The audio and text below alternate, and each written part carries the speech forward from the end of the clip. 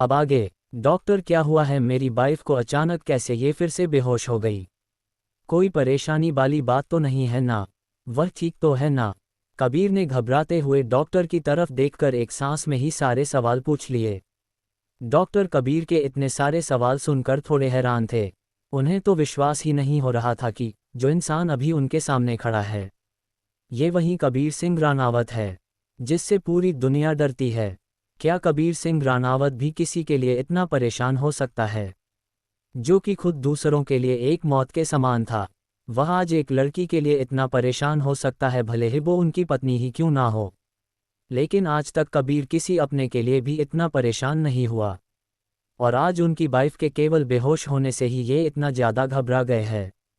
आज उन्हें कबीर का एक अलग ही रूप देखने को मिल रहा था। वही कबीर अभी भी डॉक्टर की तरफ सवालिया नज़रों से देखे जा रहा था, लेकिन डॉक्टर किसी अलग ही सोच में गुम थे।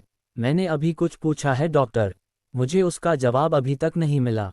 डॉक्टर को चुप देखकर कबीर अपने चेहरे पर एक सख्त एक्सप्रेशन के साथ डॉक्टर की तरफ देखते हुए गुस्से से बोला, वो मिस्टर रानावत, आपकी वाइफ शायद थोड़ा स्ट्रेस के कारण बेहोश हो गई थी, लेकिन बहुत ही जल्दी ये होश में आ जाएंगी।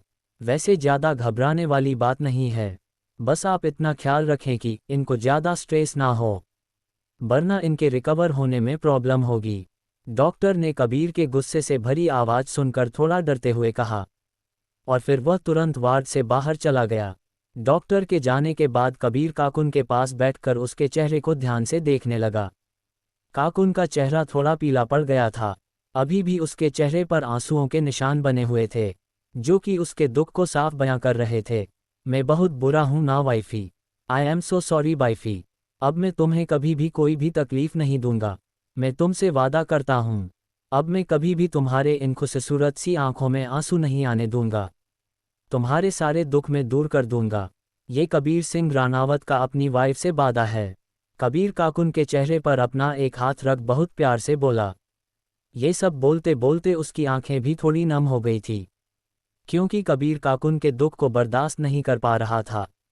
काकुन को बेहोशी की हालत में देखकर कबीर अपने दुख को उसके सामने बयां कर रहा था। वह धीरे से वही काकुन के बेड पर ही अपने सिर की काकुन के चेहरे के बिल्कुल पास कर बैठ गया। दोनों का ही चेहरा एक दूसरे के बिल्कुल करीब था। अब कबीर काकुन की गर्म सांसों को अपने चेहरे पर महसूस कर पा रहा था। यह महसूस होते ही उसका शरीर हल्का गर्म होने लगा। कबीर की नज़रें काकुन के लाल होठों पर गई और ना जाने क्यों उसका मन बेचैन होने लगा। उसका मन काकुन के नर्म होठों को अपने होठों के बीच लेने का कर रहा था। वह खुद को उसके करीब जाने से रोक नहीं पा रहा था। वह धीरे धीरे उसके होठों की तरफ बढ़ने लगा। ये तुझे क्या हो गया है कबीर? तू कब से किसी के लिए इतना बेताब हो सकता है? तू कब से किसी लड़की के होठों को चुमने के लिए इतना बेचैन हो सकता है? तू खुद को संभाल, उसकी हालत देख, वह अभी बिल्कुल भी ठीक नहीं है। कहीं ऐसा ना हो कि तुझे बाद में पछताना पड़े। ऐसी हालत में उसके करीब जाना उसी के लिए अच्छा नहीं है। जैसे ही कबीर काकुन के होठों की तरफ आगे बढ़ने लगा, तभी उसके मन से एक आवाज़ आई।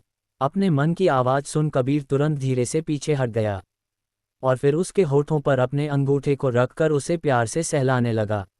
ये मुझे क्या हो रहा है? क्यों मैं खुद को रोक नहीं पा रहा हूँ? शायद अब मैं तुम्हारे बिना एक पल भी रहने के बारे में नहीं सोच सकता वाइफी। तुम अब मेरी मोहब्बत, मेरा जुनून बन गई हो।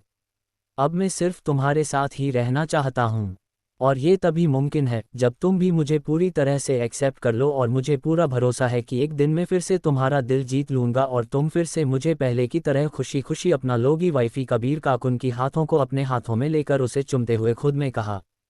ये कहकर कबीर का काकुन के बालों को प्यार से सहलाया, फिर उसके सिर को धूमकर वहीं वार्ड में रखे सोफे पर जाकर लेट गया और सोफे पर लेटे हुए ही काकुन के चेहरे की तरफ एकटक देखते हुए नींद की आगोश में चला गया। दूसरी तरफ अक्षत अदिति को लेकर वापस उसके अपार्टमेंट में आ गया था। पूरे रास्ते दोनों ने एक दूसरे से बिल्कुल भी बात नहीं की। अदिति जभी भी उसकी तरफ एक बार भी नहीं देख रही थी, क्योंकि उसे अभी भी यही लग रहा था कि अक्षत को सिर्फ अपने बच्चे की फिक्र है, उसे उससे बिल्कुल भी प्यार या उसकी बिल्कुल भी फिक्र नहीं है। अदिति के मन में बार बार यही चल रहा था कि कैसे पहले अक्षत ने उसे पूरी तरह से छोड़ दिया था, लेकिन जन उसे अपने बच्चे की बात पता चली तो उसके मन में अचानक उसके लिए प्यार पैदा हो गया। वह अक्षत के साथ अपने अपार्टमेंट पहुंची और अपने रूम में जाकर डोर को अंदर से लॉक कर नहीं, डोर से टिक कर फर्म पर बैठकर फूट फूट कर रोने लगी। मुझे बहुत ही अच्छे से पता है मिस्टर अक्षत जिंदल, आप मुझसे कितनी नफरत करते थे। मैं आज भी उस सुबह को नहीं भूल सकती, जिस सुबह आपने अपने साथ एक रात गुजारने का एक ब्लैक चेक मेरे मुंह पर फेंका था। उस सुबह आप मेरा चेहरा तक नहीं देखना चाह रहे थे। आपको घुटन हो रही थी मेरे साथ वहाँ खड़े रहने पर, और आज अचानक आपके मन में मेरे लिए प्यार पैदा हो गया। ये सब सिर्फ आपका दिखावा है मिस्टर अक्षत, लेकिन मैं बहुत जल्द आपसे बहुत दूर चली जाऊंगी, इतनी दूर कि आप मुझ तक कभी नहीं पहुंच पाओगे। यह मेरा खुद से वादा है। मैं अपने बच्चे पर आपका सापा तक नहीं पड़ने दूंगी, कभी भी नहीं। अदिति वहीं फर्श पर बैठे हुए रोते रोते ही खुद से बोली। आदिति का अक्षत के प्यार को सच ना समझने का एक कारण और भी है। वह आपको बहुत जल्द आगे की स्टोरी में पता चलेगा। अदिति रोते रोते ही वहीं फर्श पर सो गई। वहीं अक्षत, जो कि गुस्से में दूसरे रूम के बाथरूम में जाकर शावर के नीचे खड़े होकर अपने गुस्से को शांत करने की कोशिश कर रहा था। ये लगभग आधे घंटे बाद बाथरूम से बाहर आया, फिर अपने कपड़े पहनकर अदिति को ढूंढने के लिए हॉल में आया, लेकिन उसे अदिति वहां कहीं भी नहीं दिखी। फिर वह अदिति के रूम की तरफ गया और डोर ओपन करने लगा तो डोर अंदर से लॉक था। ये देखकर उसे फिर से गुस्सा आने लगा। उसने कई बार डोर को नॉक किया, लेकिन अंदर से कोई भी आवाज़ ना आने पर अक्षत को अब अंदर ही अंदर बहुत ही ज़्यादा डर लगने लगा। उसे अंदर ही अंदर बहुत ही ज़्यादा चिंता होने लगी। उसे अंदर ही अंदर डर लगने लगा कि कहीं अदिति के साथ कुछ बुरा तो नहीं हो गया है। इस कारण ये बार बार डोर को तेज तेज से नॉक करने लगा। To be continued. मेरी स्टोरी को लाइक, कमेंट्स और अपने रिव्यू देना ना भूले। पल्स मिलते हैं नेक्स्ट पार्ट में। Bye bye.